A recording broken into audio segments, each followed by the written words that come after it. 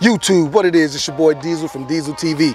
All right, man, I'm back out the range, man, and I thought I'd show you some of the things I have in my bag, man, so let's get it started, all right? First of all, you know you need that hearing and eye protection, man. Like I told you before, I shoot still targets, so I try to get real good eye protection with these Wiley X eyewear.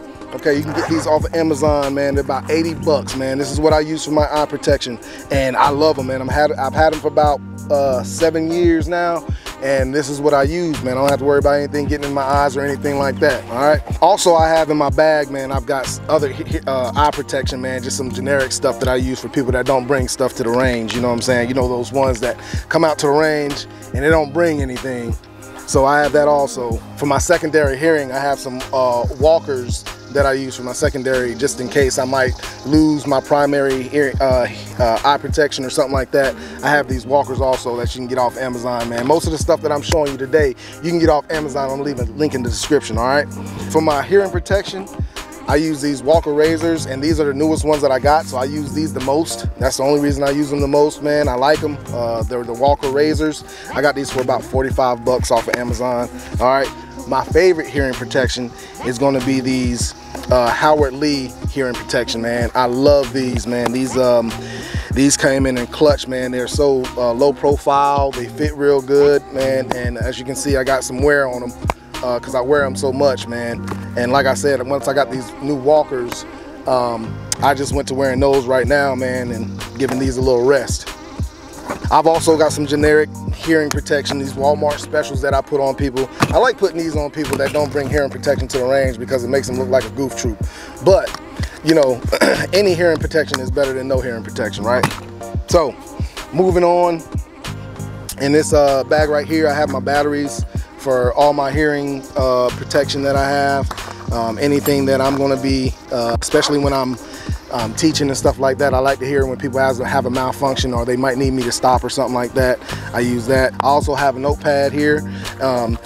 What this mainly is for is like if there's one of them honeys at the range and they want to give me their number. That's what I use it for.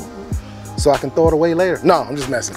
But no, this is for mainly for like if I need to write down, you know, scores or something like that. If I don't have my my pad readily available, I can write down scores and things of that sort, man. I have a pocket for pens that I use, but down in this pocket right here is mainly my markers and stuff that I mark up targets with, man. Some targets are on dark paper, some of them are on white paper, so I just use different crayons and different markers and stuff like that so I can mark the bullets in each target and things of that sort, okay? All right, moving on, what else is in this side pocket? I have a stopwatch and I have a whistle. All right, that's for when I'm doing a qualification. When I used to do the firearms qualification, I used to use these two things. Also, I have these white pens right here. It's basically liquid chalk that I use. Some of the targets that are used have the black silhouette, so use that white chalk to mark that bullet to make sure you've counted it, okay? Moving on to the secondary pocket here, I have some paper targets, and this is pretty much what I use to sight in a reticle or some sights or something like that. Make sure I'm still on target. You know, I told you before, I only use paper four or 5 times a year. I'm mainly on steel target, so I don't use much more than that when I'm on paper, but it's just to make sure I'm still on target, all right? Gotta have your staples and gotta have your clips for the paper as well, all right? We use cardboard backers for this paper and stuff, and these just have the sticky, man. You can take them off and stick them on the cardboard. Best way to do it, all right? I also have a staple gun in here, and that's pretty much it for the main pocket. Moving on to the pockets in the front, right here, I keep a mag loader. This is a Magala mag loader, man. If you don't know what this is, man, this is one great tool when it comes to loading magazines if you're gonna be at the range shooting a bunch of ammunition, man. This is a great tool.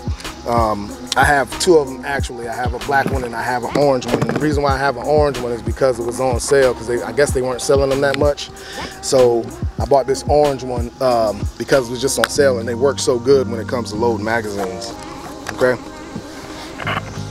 Moving on to this pocket right here are some markers, things of that sort that I might need or anything like that.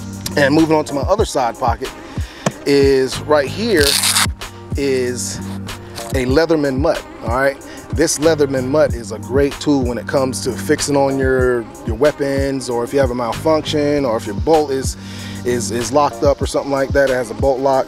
I mean, it even has a carbon scraper on it, man. It has a carbon scraper just for guns. So this tool right here was made just for firearms. It has a punch on the side of it, things of that sort.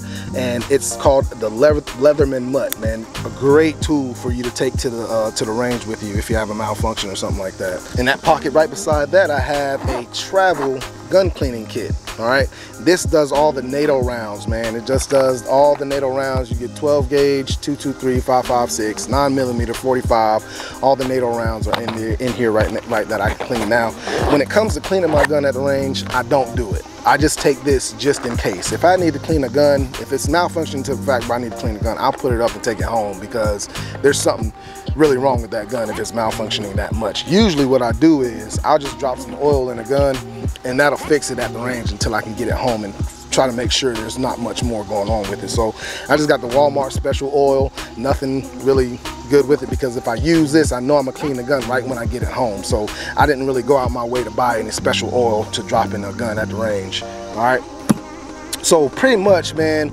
that's my range bag that I bring. These are the things that I take with me every time I go to the range, man. I don't differ from that, other than I always bring my steel target. I have my own steel targets that I bring. That's another thing that I bring.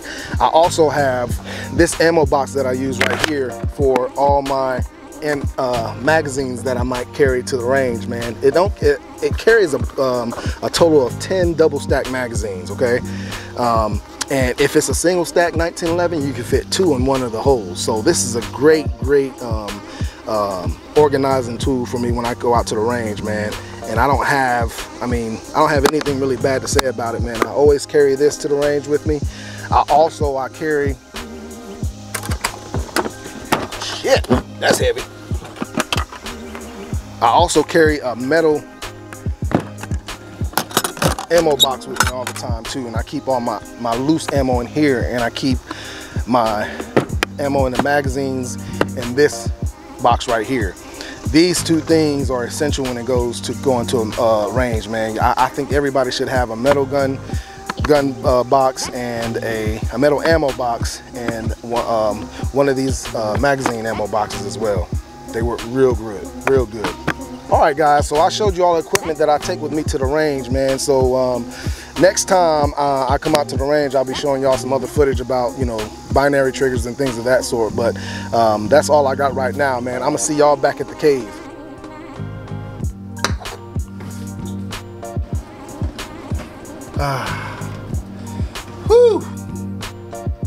Whew. Man, boy, I'm tired. It was hot. It was hot. YouTube, what it is. All right, man, we back in the man cave. And good God, I am so glad I am back. I have never been so happy to leave the range ever in my life. I'm about to die. But as y'all can see in the video, man, I had boob sweats and all that stuff. I'm not proud of it. My nipples was all hard. So I felt like it was kind of getting to that point where we needed to leave. I even actually had beads of sweat rolling down my back into the crack of my and it didn't feel comfortable. So we went ahead and left the range.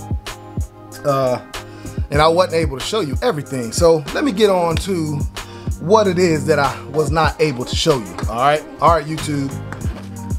This is my trauma pack, man. This is what I take to the range with me also, man. I didn't have time to show you this out there, man, because it was just too hot. But like I said, I take this to the range with me all the time too.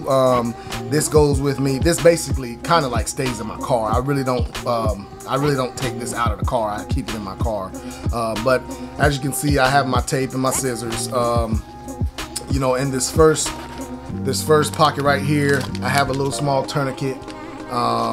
I have some Narcan. I keep this Narcan.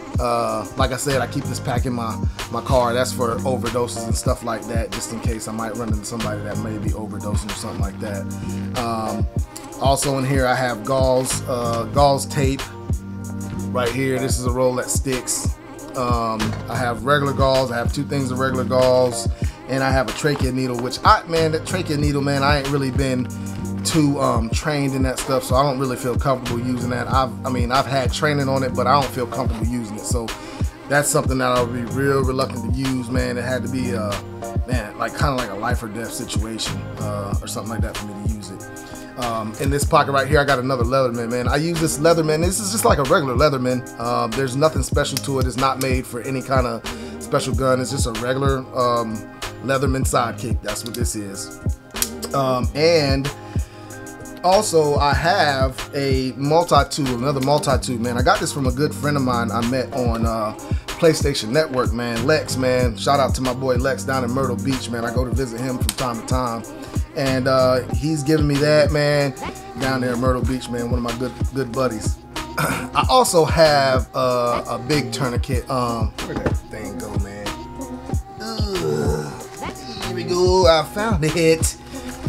This tourniquet right here, man, I usually just keep in my glove compartment, and you know, if something was to happen or something like that, I have it with me.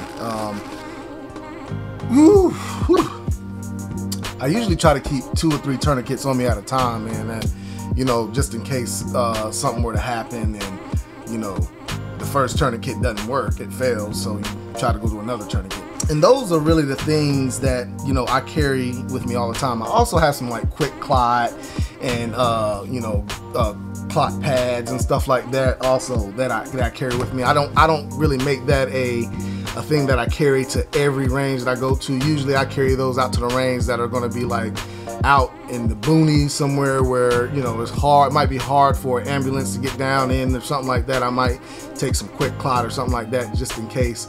But I just have this pack right here just to make sure I can get to stop the bleeding until an ambulance gets there. You know what I'm saying?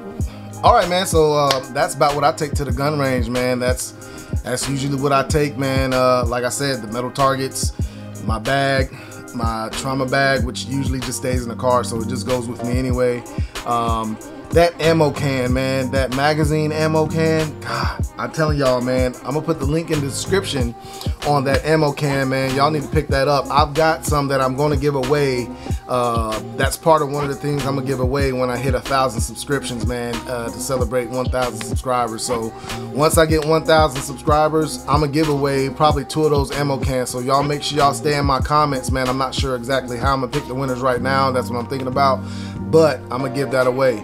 Also, man, I need to hear from you guys, man. Let me know what y'all want me to talk about, what kind of things, either from a law enforcement perspective or just from a civilian perspective of, you know, some of the topics that y'all want me to talk about. I'm trying to stay away from politics. Now, that's one thing I'm trying to stay away from. I might speak on a few things when it comes to politics, but I try to steer clear from politics, man. And if you comment and you want me to say something, I'll let you know if it's a topic that I'm willing to speak about or not willing to speak about. So, like I said, just drop a comment, and it's mandatory for you to drop a like, okay?